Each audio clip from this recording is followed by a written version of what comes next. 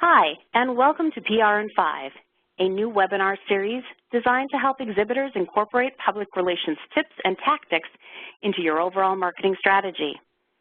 Each webinar will cover a different aspect of public relations in under 5 minutes. Today's webinar will be an overview of how to incorporate PR into your overall marketing strategy. I'm your host, Sandra Mason, Director of Public Relations for the Association of Equipment Manufacturers. I also oversee the PR for the show you will be attending. I've included my email address above, so please feel free to send me any questions, comments, or future webinar topic ideas. Remember, this is just a high-level overview in less than 5 minutes. I'll dive a little deeper into each of these tactics during future webcasts. Now let's get started. First of all, let's take a look at what your marketing plan looks like. Do you have a timeline when you will be completing certain tasks? If so, I'd recommend inserting your first PR tactic, sending out a news release announcing your booth space at the show. This should be sent out at the same time you are sending postcards inviting customers to the show. If you have already done that for this show, don't worry. Let's just get your news release written and sent out to the media. A news release should include a few specific elements: your logo at the top of the page, contact information for someone who can provide additional information, a main headline, your announcement, and any additional information. This first release will include that you will be at the show, your booth number, and anything you will be featuring at your booth. You then insert a boilerplate. This is information about your company. For example, XYZ company was founded in X year. We produce these products that help to do what and distribute them where. A sample template is included as part of this webinar. You might be wondering, where do I send my news release? Let's look back at your marketing plan. Are you advertising in any trade publications?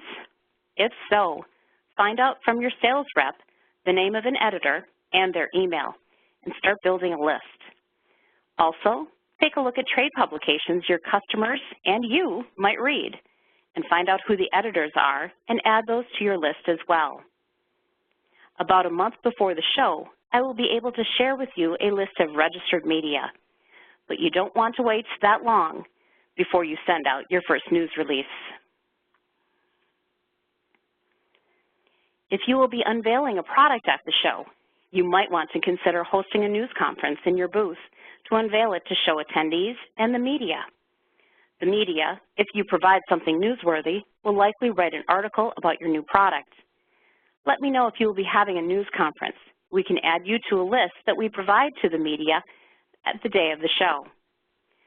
I've also included some helpful tips about hosting a news conference at the show at the end of this webinar. You should also consider putting together a media kit. Media kits can be dropped off in the newsroom that is located at each show. Here, the media come to write their stories and pick up kits to help them get ideas about what to write about next. We recommend dropping off at least a dozen kits. Media kits can come in many different forms. They can be fancy or very simple. We've seen all of them in the newsroom. A few items to include in your kit are your news releases, FAQs about your company, a business card for your contact person at the show, and a way for the media to get photos of your product. Another tactic is to schedule an interview with a company representative, an engineer who worked on the product you are showcasing in your booth, or even your CEO if they are available. The interview is a one-on-one opportunity for the media to dive a little deeper and ask more questions than during a news conference. Interviews can be done in your booth, in the newsroom, or really any place that you can have a conversation. It looks like we're almost out of time, so I'm going to end here. But I want to remind you, I'll be delving deeper into each of these tactics in subsequent webcasts, so be sure to check those out. In the meantime, if you have any questions or ideas for future webcasts, please feel free to email me at smason@aem.org. I'd love to hear how you are incorporating public relations into your booth marketing strategy.